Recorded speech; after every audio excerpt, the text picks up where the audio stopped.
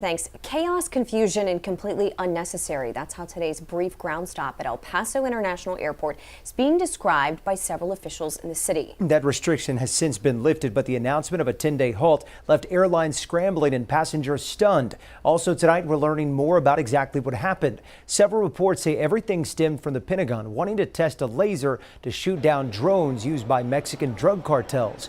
NBC News reporting the high-energy lasers are designed to protect against cartel drones that cross into U.S. airspace. Although there were questions raised and possibly even a dispute between the FAA and the Pentagon about what impact the laser test could have on the airport. But even with all those questions still remain.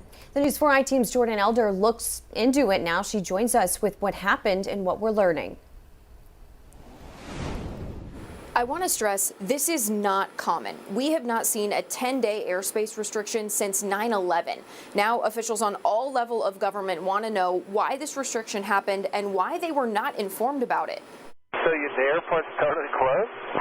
Apparently, we just got informed about 30 minutes to an hour ago.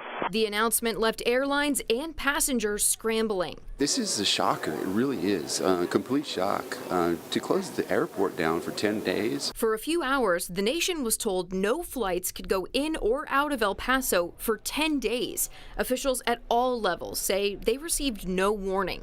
That failure to communicate is unacceptable.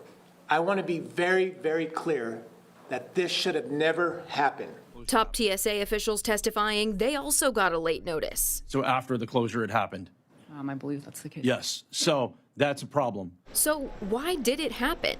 Transportation Secretary Sean Duffy points to Mexican cartel drones breaching U.S. airspace, saying in a post that the threat was neutralized. Have you ever seen a reaction like this to a drone incursion fully shutting down the airspace? I have not. So when I saw 10 days, I mean, that's pretty significant. Victor Manjarres is the former El Paso sector chief for Border Patrol. He says cartel drones crossing over into the U.S. airspace is something that happens on a near daily basis.